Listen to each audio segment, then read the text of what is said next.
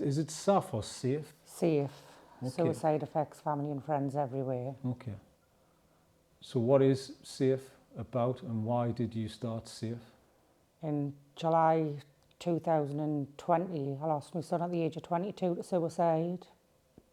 And we all really struggled at the time. And we felt as a family that there was no help or support out there. So then we decided to start our own support group for people who've been bereaved by suicide. But it's not only to help people who's been bereaved by suicide, it's also to help the prevention of suicide and people who are feeling suicidal to come forward. So did you find there was nothing out there then, Nicola? There was but little things, but for example, my daughter, I was only 16 at the time when we lost Tyler, and she rang the doctors and they give her 6 weeks support over the phone, an hourly session once a week, but every time she went to talk about Tyler, they were saying, oh no, it's too upsetting for you. We'll talk about something else. So she wasn't getting that support that she needed. It was just as if it was just getting brushed away and more or less forgot about and talking about something else. Whereas to me, if you don't broach a subject and talk about it, then what's the point in having that support there to start with? Because a lot of people, I don't know, is it a system thing? Do you think it's a kind of broken system where things aren't like that anymore? You know how back in, I don't know, 20, 30 years ago, people weren't really open to talking about stuff like that. But it seems to be it's more in the forefront now. Are you finding it's better now? People want to talk about stuff like this? I think they do in general, but I don't think there's the resources for it either. Coming from the NHS and the medical professions, I think a lot of things that you find, it's more community-based. Yeah, it's volunteers and like charities yourself. and local support Yeah. doing it, who's not getting no backing from nowhere, who's doing it, and it shouldn't have to be like that. I had exactly the same conversation the other day. It's like a men's mental health group. Why does it take blokes who've been through something to set up their own business and company for other help, to get help for other people? Do you know what I mean? And it's like yourself. Why is there a lack of kind of support? What is that? What do you think? I think it's all down to funding and money. Do you get funding as well? None. All our support groups self-funded. We do our own fundraising to keep the support group going, because we're not a registered charity either, so we don't get funding. You don't get any at all? None. So what things do you do? Well, I've jumped out of a plane. We do Christmas tombolas, raffles. We've done the 84-mile Hadrian's Walk in the summer. Just any type of fundraising I can think of, we'll do.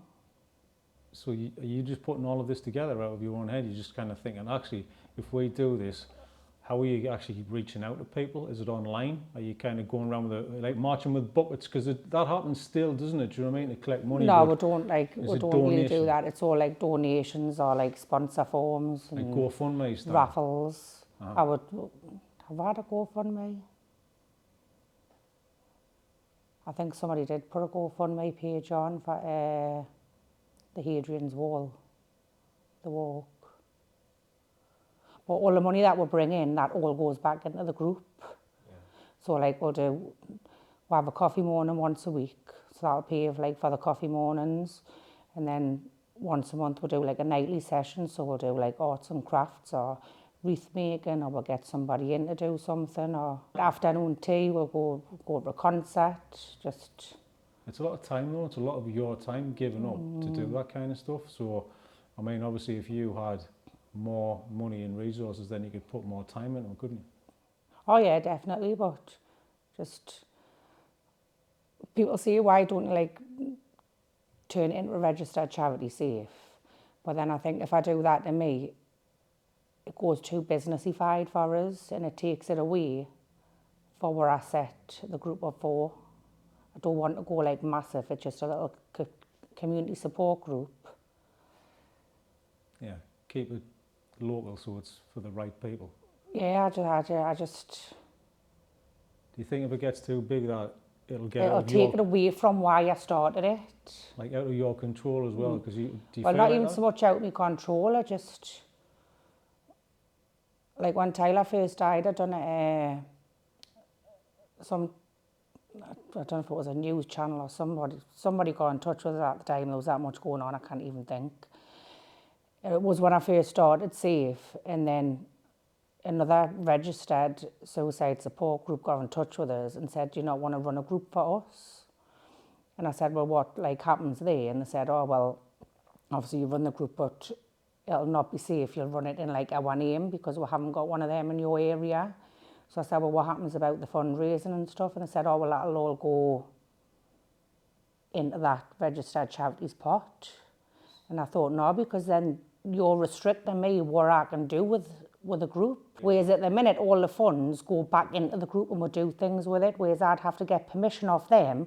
Right, can I spend so much money with the group to do this or do that? And for them to say, no, you need to do it this way or you have to do it, run it that way, then that's not for me. Because you end up being an employee then, don't you? And I didn't start the group for that reason. So is it having a positive effect then? Have you kind of... Oh yeah, definitely. There's people, well, will come and go all the time. I mean, some people might come one week, but then they mightn't come the next week. It all depends how they're feeling and stuff on the day. And how do you find is the best approach to that kind of stuff? Just being there for people to walk in at any time? Definitely. I know, like, by my own experiences, like one day I might have got out of bed and thought, I'm not doing nothing today, I can't face anybody. But then another day I might wake up and think, oh yeah, I do want to go and do this. So as long as that's there and available for people to come whenever they want, then that's fine by me. I mean, this is a bit of a different sort of episode of the normal ones as well, Nicola, because normally it's about the person and I'll ask where you're from, where'd you grow up, what was your life like, but you're talking through an experience about somebody else, about your son. So I mean, I'm more than happy for you to to talk about that, go there and just give people just a little bit more of a background about where you're from and like where you're raised and stuff like that. Do you think that's relevant? Yeah, that's fine. Okay. I was brought up in Hebburn, but we moved around quite a bit when we were kids. We lived in Newcastle, Shields, Washington. Through my mum and dad divorcing when I was 5. But then we moved to Newcastle when I was about 11. And I got sexually abused. And then we moved back to Hebburn. Is that by a family member? No, by one of my mum's ex-partners. How old are you at this time? 11. And then, to be honest, I got into a relationship when I was quite young. I was only about 14. And I had Tyler when I was 17. And then I had my other daughter when I was 19. And I had my other daughter when I was 21.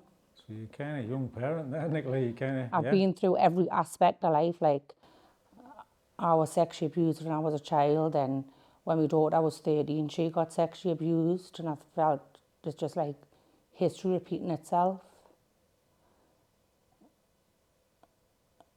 And then obviously I lost Tyler in 2020, sorry. And then I lost my brother to a drug overdose in 23. And then I lost my stepdad in 24. No, my brother in 22 to a drug overdose, and then my stepdad in 2023. So even when people come to the support group, I can relate to a lot of things, especially people who are suffering with their mental health, because it's not just obviously losing my son to suicide. I can relate to a lot of other things what can cause people to have mental health issues. Yeah, because you can see it as well. You can understand, and I think you've got to go through something for somebody to understand what you've been through as well. I think that's the best people to help, really. Well, I think if you're talking to someone who's been through they're not reading out of a textbook and giving you the answers. Not that I know all the answers, but I prefer personally to talk to somebody who's been there and done it and been through it than somebody like a counsellor who would read through a textbook and say, oh, well, you need to do this and you need to do that, because that's not true life. Yeah, you're completely right. And I think people like yourself should be in positions to help out, but why is the fact that you've got to create your own group out of your own pocket and your own time and effort without any funding and support? It's a bit disappointing to me that the system doesn't kind of help out a bit more. But can I go back to just your life younger, because you've said quite a bit there, and I want to know like the stability of your life. You've moved around a lot. Was that part of the issue? Did you feel like you had a happy childhood at any point before that incident when you were 11? To be honest, no. I can't remember like any good things about my childhood. It's all like bad. So no memories. I mean, I'm not blaming my parents and stuff like that. I had a good mum and a good dad, but there was no good memories there. So there's nothing? Nothing. No, you can't remember? No. From the earliest memory, I think, is roughly about 5-year-old. And from then, I can't remember like any good things that happened. So do you reflect back on those times as well, the bad memories? I do, but then I just try to push forward and just think that time's gone now and this is my purpose now. Have you ever done therapy as well? I've tried a few, but I didn't find that the ones that I tried were for me. So how do you get through things? How do you manage? I prefer to talk to people who's been in the same situation and who can understand us on the same level. I mean, I know not everybody's story is the same, but you can relate to different people. And because I know your son, it's a huge, massive, pivotal point in your life, and you're talking to people about that. But have you ever talked to anybody about the abuse when you were younger as well? No, nothing. Did anybody know at the time as well? No, not a good few years later. I know when obviously it happened to my daughter, that brought a lot of memories back for me. And then I did get in touch with the police and stuff then, but because it was historical, the evidence wasn't there.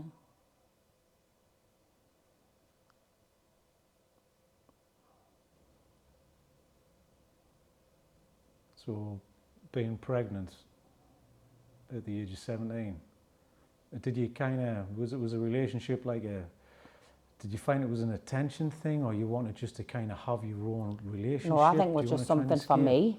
Something for you? Something for... Yeah. Don't get us wrong, though, I wouldn't change it for the world. I wouldn't change my family. I've got 3 lovely kids and they've all done well for themselves, and I never really had much schooling because I was pushed from this school to that school, and when I was moving to a different school they were learning something else to what I was learning at the previous school, and in the end I just gave up. I didn't bother trying to learn.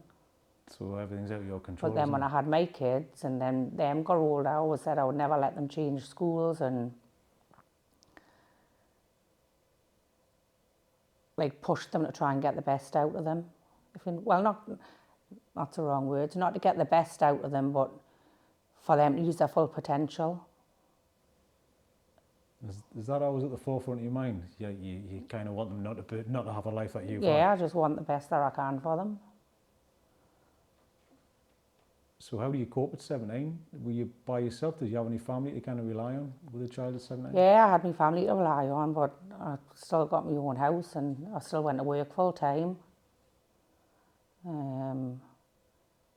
So I don't really feel like I missed out on anything.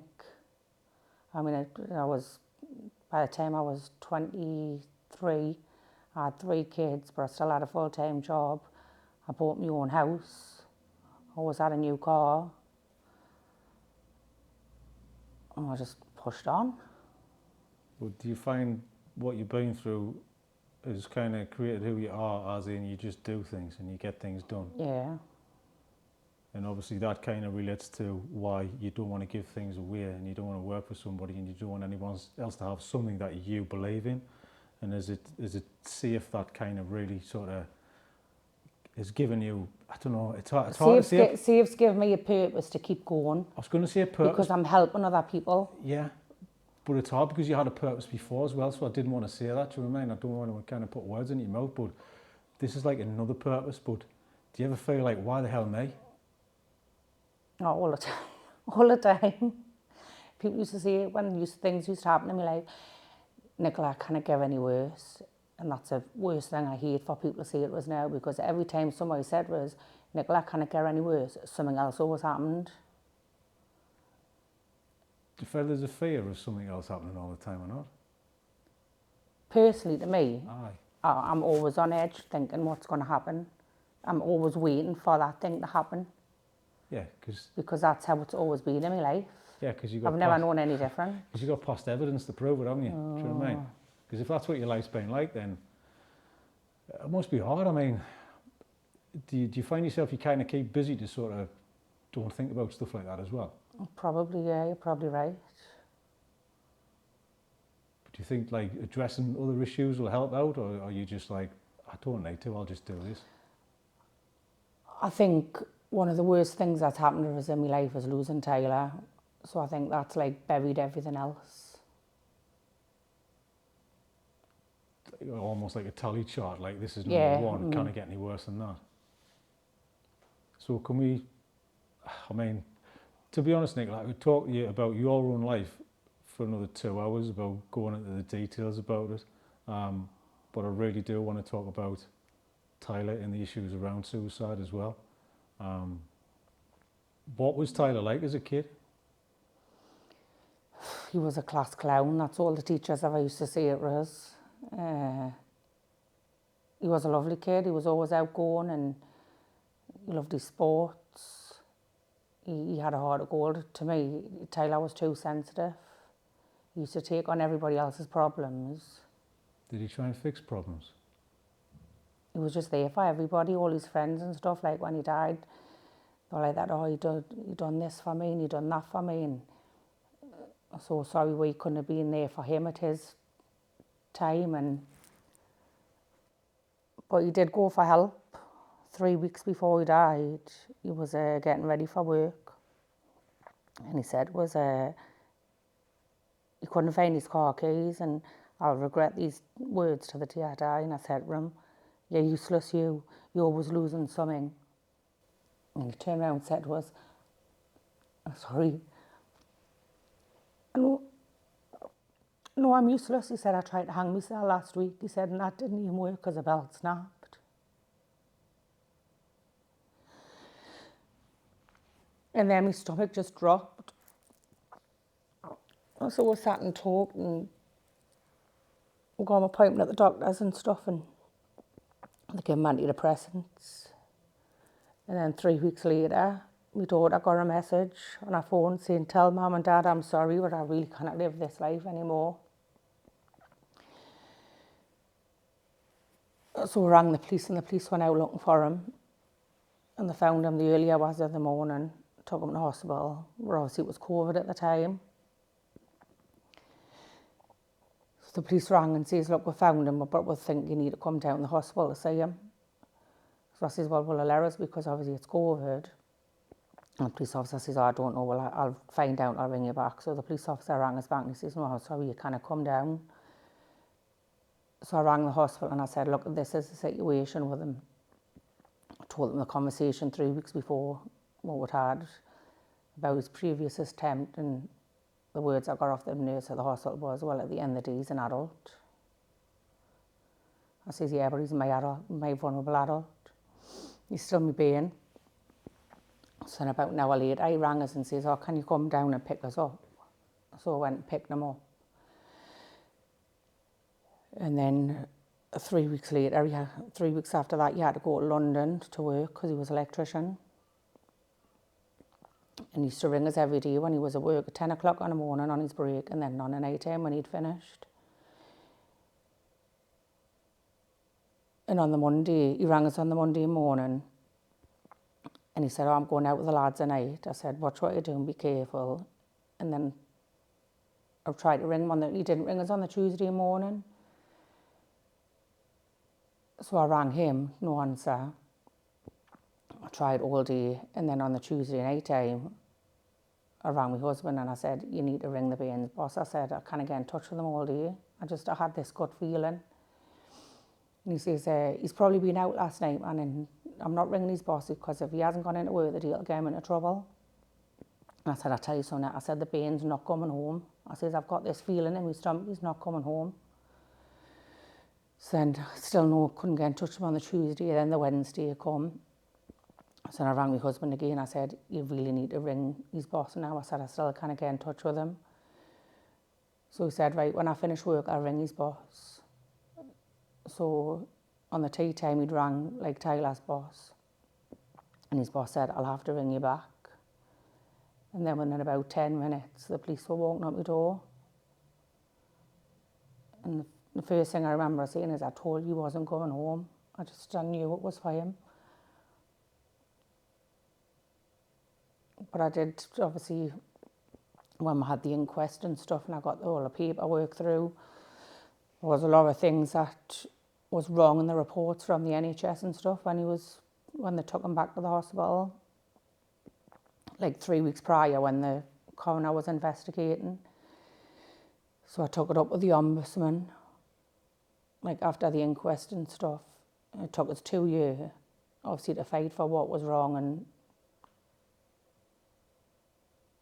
the things that they'd said were wrong on the paperwork. Them said that 3 weeks prior the police had took him to the, 3 weeks prior the police had took him, I'm starting to get mixed up.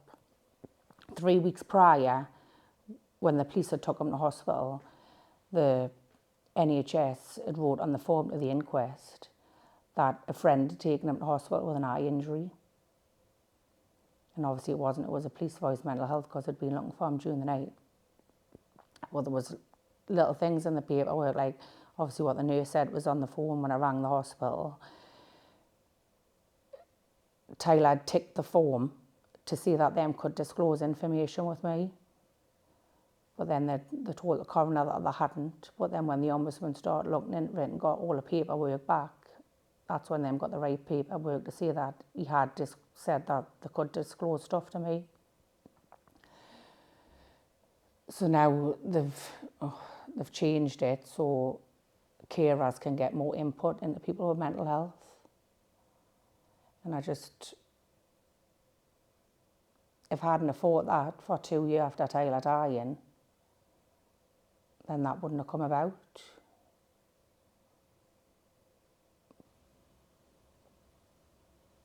Yeah, you shouldn't have to fight though, should you?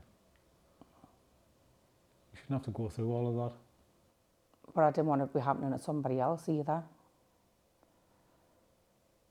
And that was the last thing that I could do for Tyler, was like fight for justice and get it changed.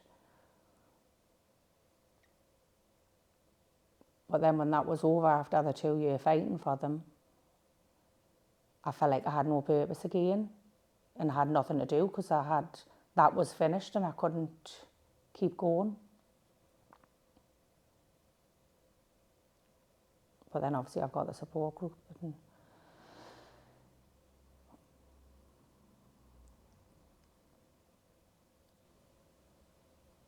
So did you,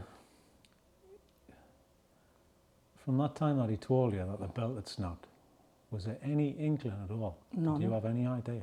No. It was always like the happiest, most outgoing person. I mean, as his mum, I could tell when he was down, but he would never admit it and never open up. Everything was, Tyler, I know there's something not like right. We know I'm fine, I'm fine, I'm fine. Was he always like that as a kid as well? Was he always like, you said he's quite an emotional kid as well. Did he take things to heart and stuff like that? Yeah, but he wouldn't talk about it. He just used to keep it all in. Even if you asked him? Even if you asked him. Because it's tough, because kids are hard to get to as well, and if you ask them direct, they won't tell you, will they? They're straight away. So how do you No. find out, you know? It's usually like a sister or a friend or something like that, but did any of his friends know? Did anybody else? Not that I know of. So nobody had a clue what he was thinking. No.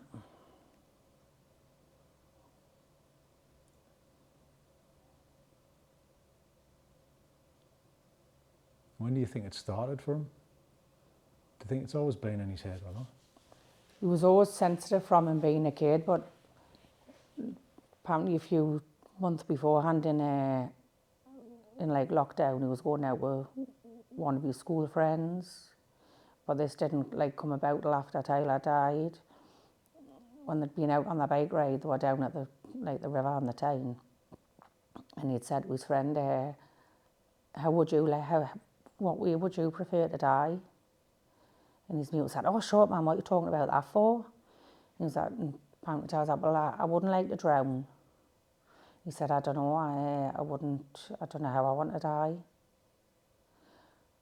But then apparently he was talking to one of the lads from work, and they were talking about their pensions.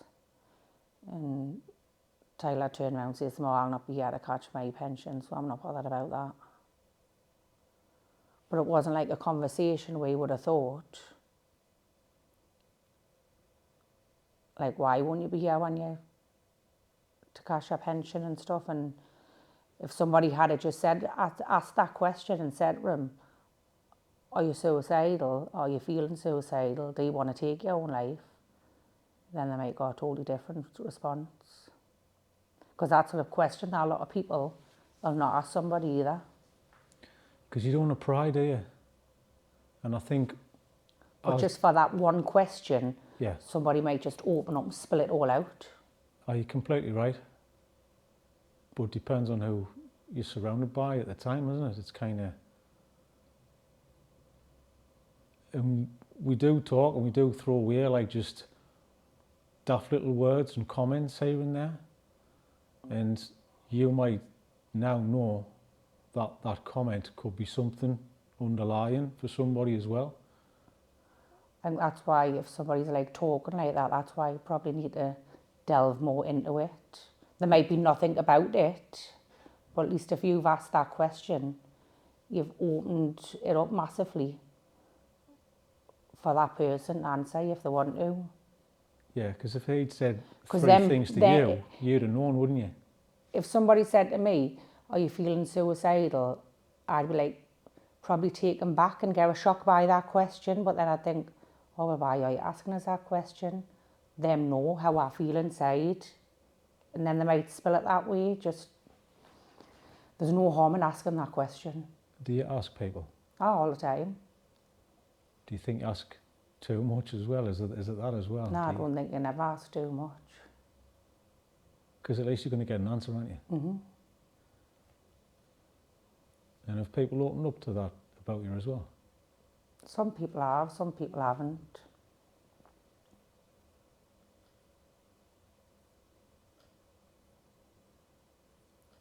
But the people that have, are they still here because they answered that question and it totally changed their way of thinking. Because then when someone is feeling suicidal and feel like they've got nothing or they've got no one, when that question's answered, I ask sorry, and then start answering the question, and then people start talking them back saying, well, you've got this, you've got that. I don't know, does it change their way of thinking? I mean, you said Tyler's a happy-go-lucky kid. Did you have lots of friends? Was there any bullying or anything like that? Nah, there was no bullying or nothing. Well, not that I know of. He was always quite a popular kid at school. There was always one for the lasses. He had a good job, a nice car. He didn't want for anything. He had a good upbringing. Yeah, because you made sure of that though, didn't you? Kind of. What's your thoughts about it now? What goes through your head now? My head's a mess, to be honest. It's always racing. Is it? kind of revisit things and All like the time. it's a what if kind of thing. Do you do that at all or not? Aye, because I question myself as well, like, what if I had done this, or what if I had done that, or even to the point that did I have him too young? Was that the reason the way he was, and was it the way I brought him up? But in my own head, I know that's not right, but I'll still go back and question it. But that's because you're always looking for answers. Yeah. I mean, I know for a fact he didn't leave us a note. But he was working in London at the time when he died. And obviously when his belongings come back from London, his work suitcase was there. And I put it in the loft. And I'll have this dream that he's left us this note. And I'll have to get out of bed and go and check this suitcase in the loft, looking for a note. I've checked it, I don't know how many times, and I know there's no note there, but when I have this dream, I think I have to go and look for this note. So I think I'll always be looking for answers. Yeah, it's an unanswered question, isn't it, for you? So how do you get over that? How do you move on from that?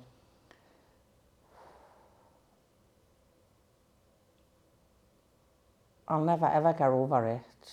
I mean, even though I do the support group and stuff, I still find it hard to get out of bed every morning and get up and do what I do. But obviously I've got the 2 girls to do it for. And if I don't move forward and plod on, I can either go up or down, and I have to keep going up.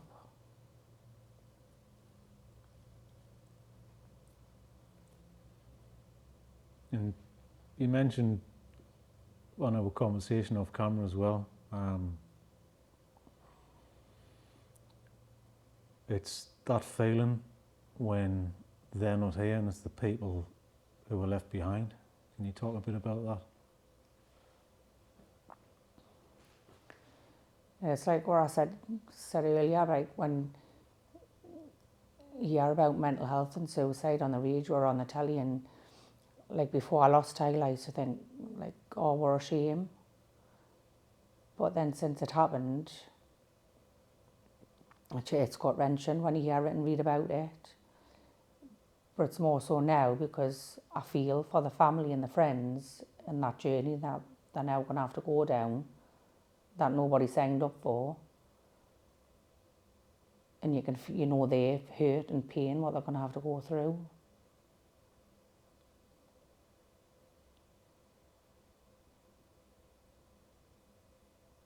I just think there just needs to be a lot more about suicide prevention out there.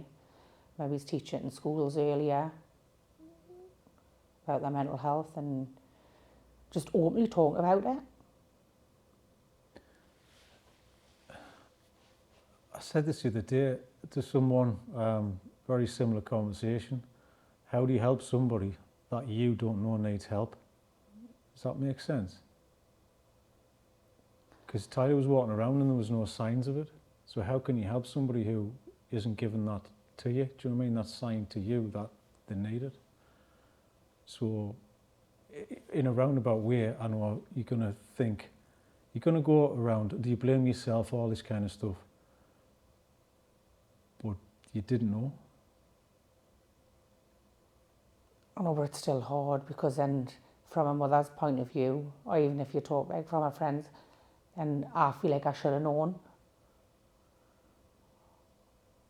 but Yeah. I didn't. Has anybody mentioned that to you? Mention what, sorry? Like talk to you like this, you know, like other families of, is there a similarity or a familiarity in people who've gone through similar things? Have you talked about this? Like, do you feel guilty? And you know, is there a? Oh yeah, that's like stuff that was talked about at the group in the coffee mornings, and I mean you don't have to talk, but Is that a familiar thing people talk about? Is it like feeling the guilt? a lot of people talk about that, but then we all tell each other the same thing. You've got nothing to feel guilty about because you weren't to know, but when it personally happens to you, yeah, it's hard. Because I'm saying the same thing to you, aren't I? Yeah. And what do I know? Like if I was talking to you, if you lost someone to suicide and you were saying, yeah, I feel so guilty, I should have done this and I should have done that, I'd be saying to you, it wasn't your fault. Obviously you weren't to know and thing, but what's the saying? It's easier to, what's it? It's easier to preach to somebody than what is to take, what is it? It's taking your own advice, isn't That's it, Yeah. I know, yeah. I say this all the time. I say this to myself. It's great, you can preach it all day long, but you never take it on board yourself. Yeah. It's like, oh, I should talk to somebody, should tell somebody. You don't do it yourself. No. So how are you going to help yourself if you don't do what you're preaching? I think it's you're doing the thing that you're reminding people to do that. That's all you can do. Yeah.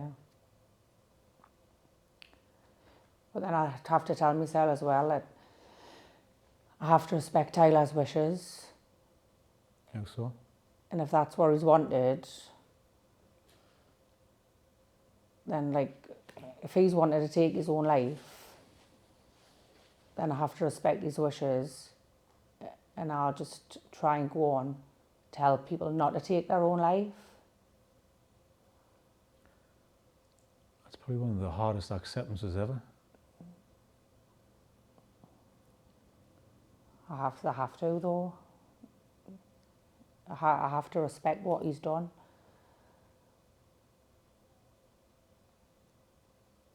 Yeah, because you can't change anyone's mind.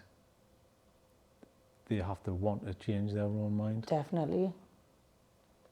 So how do you do that? I'm trying to figure this out. Nicola, do you know what I mean? I'm like, you know, someone doesn't want help. How do you help them? Like, what would you do? do you know, obviously when I first found out he died, and I thought myself, like when the police come, I thought, I hope he's been full of drink and full of drugs when he's done it, so he wasn't in the right frame of mind and he's never known what he's been doing and stuff. And then I was saying, Nicola, I don't think that. I hope there was nothing in his system, and not that he's been in the right frame of mind for to do that, but I thought, at least if there's nothing in his system, there's nothing pushed him to do it. I didn't know. I was like weighing the two up like that all the time. And then it wasn't, obviously, till after the inquest and it come back, there was no drugs or alcohol in his system. And I thought he's been been struggling with his mental health. But there's nothing affected his judgment, apart from his own mind.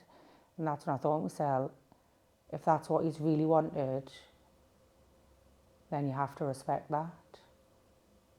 I mean, especially because he did attempt it before as well. Yeah. And has there been other times where I've never known, that he's never opened up about? Yeah. Yeah, has he tried and then he's asking his mate? Because I found out about self-harm and stuff, what he'd been doing. Oh, had he been self-harming as But well? this was after he passed when I found out.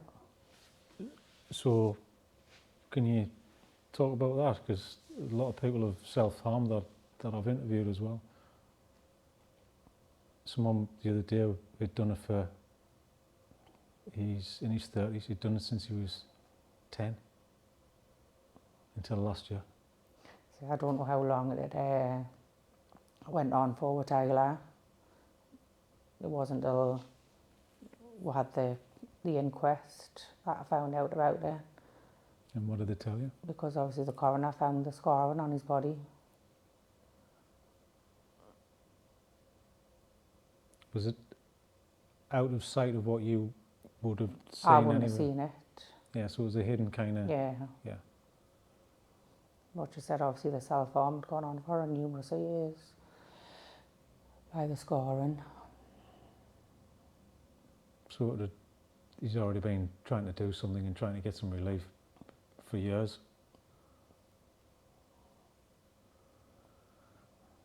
What's your thoughts when you heard that? I just felt sick to my stomach again, thinking, why didn't I know? Yeah, because you feel bad straight away, don't you? Because it's your son.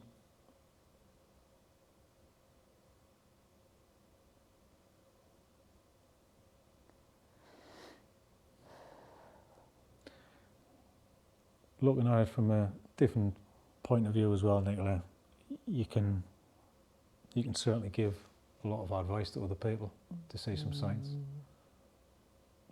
And have you done that advice to people? Have you given them that certain signs to look for? Yeah, and it's more so just talk to them. And if you feel like there's something going on, then keep talking. Because if you've got that gut feeling that something's not right, then generally it's not. And you feel that? You get a good feeling when something's not right? I think probably your gut feeling's one of the most feelings that you can go off. Have you ever had that like any other point in time as well? Or was this different? This was different. Like I said earlier on, that gut feeling, I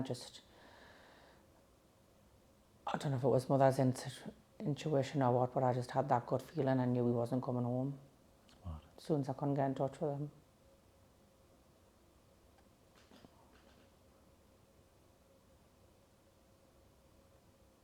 So the rest of the family as well, how have they coped?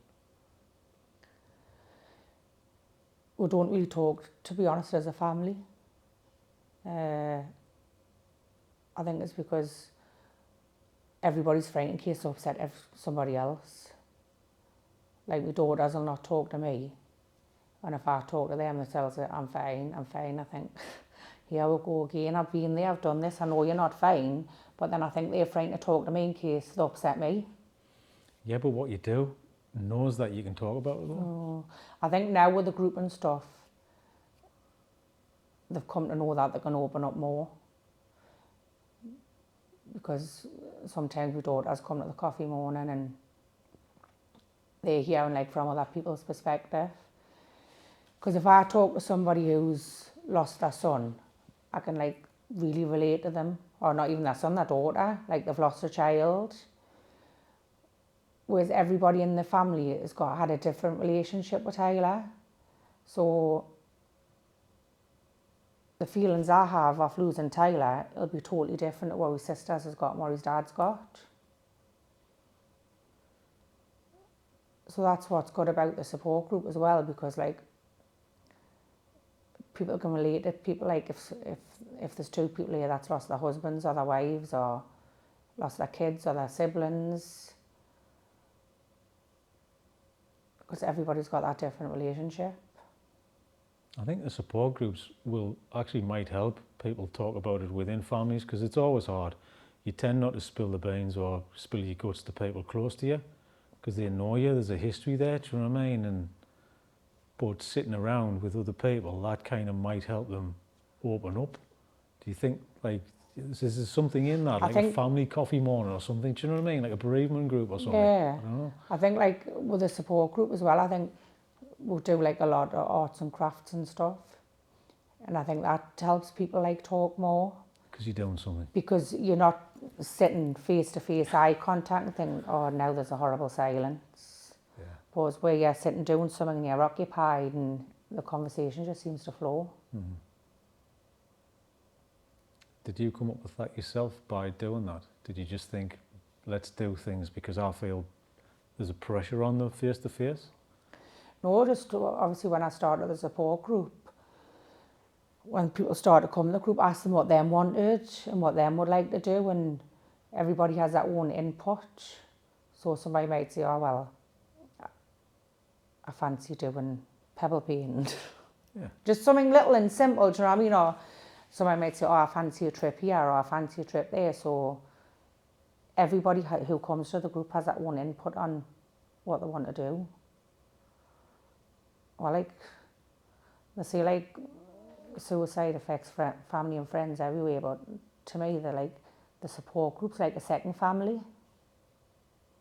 Yeah, because you know what each other's going through. Mm-hmm. Right? And we don't even have to talk about it, because everybody's there for the same reason. Yeah, because you think about it all the time, you might not want to speak about it. Like people might think, oh, I'm not going to that type of group, I don't want to talk about death and dying and stuff. But sometimes we do have a good laugh as well. Like talking about memories and not even talking about it, just doing something. But like I say, everybody's there for that same reason and know why they're there. So sometimes you don't even have to talk about why they're there. And how many people do you get in your support group? How many people? Because people might not be aware of the numbers in suicide and age ranges and stuff like that. Have you got any? I don't want to say statistics, but have you? What age? The age group, the people who come to the support group who they've lost, ranges between, I think the youngest one's 17 and the oldest one's in their 70s. So it's like a variety of ages.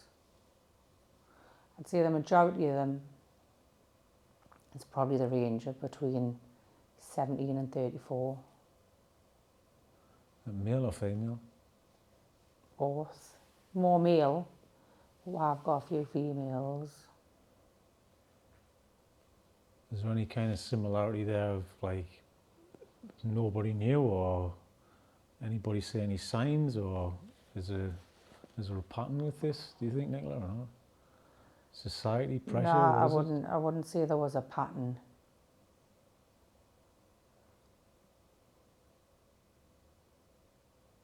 But nobody's got nothing nice to say about the crisis team or the NHS. Yeah. I don't want to go into that though, just obviously that's other people's stories.